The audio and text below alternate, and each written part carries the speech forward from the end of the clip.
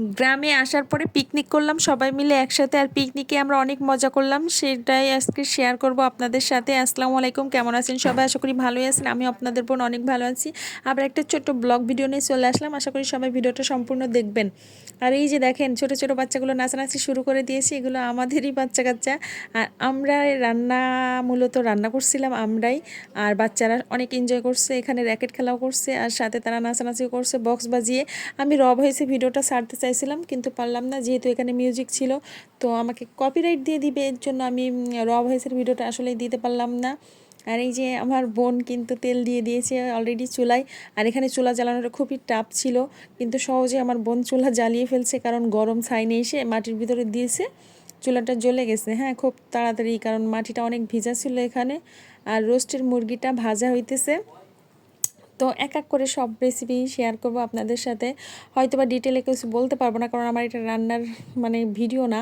আমি যেহেতু এমনি ব্লগ বানাতেছি, যারা রান্নার ভিডিও করে তারা ডিটেলে ভিডিও দিয়ে দিবে কি কি কি কি দিল, কতটুকু দিল।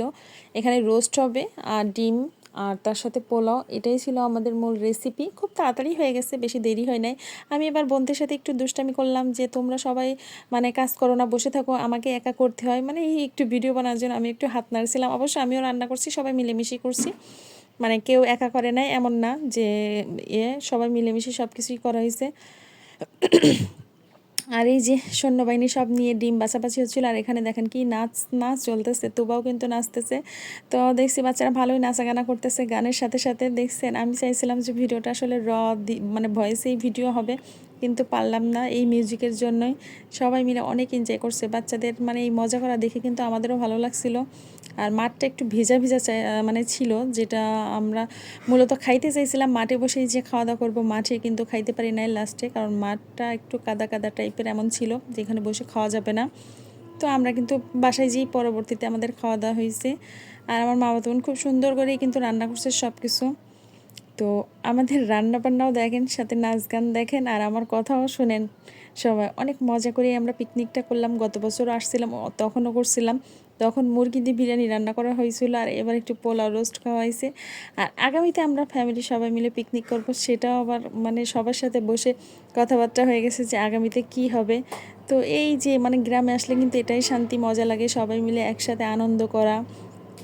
এই যে খোলা মাঠে রান্না করা, শীত কিন্তু কারোরই গায়ে লাগছে না, এত ঠান্ডার ভিতরে আমরা দেখেন সোয়েটার ছাড়াই বসে আছি, তারপরও শীত লাগতেছে না, কারণ এই যে সবাই মিলে একসাথে থাকলে তখন আর শীত লাগে না গায়ে। সবাই মিলে অনেক এনজয় করছি আমরা। আর এটাই কিন্তু গ্রামে আসার মজা শীতের সময়। সবাইকে, আর স্কুল বন্ধ দিলে সবাইকেই পাওয়া যায় একসাথে, সবাই চলে আসে বাবার বাড়ি, তো তখনই একটু দেখা হয়। আর আমার যেহেতু অনেক দিন পর পর যাওয়া হয়, তো সবাইকে একটু ডাক দিয়েই নিই যে সবাই আসলে সবার সাথে অনেক মজা করা হবে, একটু দেখা হবে, কথা হবে। তাছাড়া তো আমি তেমন যেতে পারি না, এই জন্য আমার সাথে দেখাও হয় না।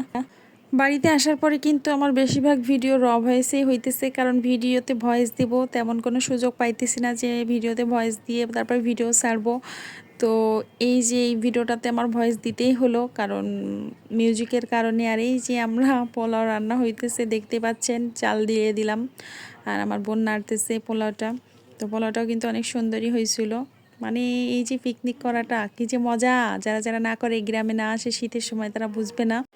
আমরা এবার কিন্তু সবাই একসাথে হইতে পারি নাই, কারণ গতবার যারা ছিল এবার কয়েকজন মিসিং আছে এখানে। তারপরেও আর এই যে দেখেন পিকনিকের মজা তো নাই, ওই যে দু একজন ছিল আমাদের পাশে, তাদের তো ভাত ভাগ করে দেয়া লাগছে। সবাই ভাগ ভাগ করে নিয়ে গেলে কি আর পিকনিকের মজা হয় বলেন, যদি এক জায়গায় বসে না খাইতে পারি। তো এমনই হয়েছে পিকনিক, যাই হোক তারপরেও আলহামদুলিল্লাহ মজা হয়েছে, অনেক মজা করে রান্না করলাম, এটাই মাঠের ভিতরে। এইটাই হচ্ছে আনন্দ, বুঝছেন? খাওয়াটা এক জায়গায় না হলেও আনন্দ করে যে সবাই একসাথে রান্নাবাড়া করা, এটাই অনেক আনন্দ ছিল আমাদের। কিন্তু নেক্সট টাইম আমরা করব, সবাই এক জায়গায় বসেই খাওয়া দাওয়া করবো, তেমন যেন হয়।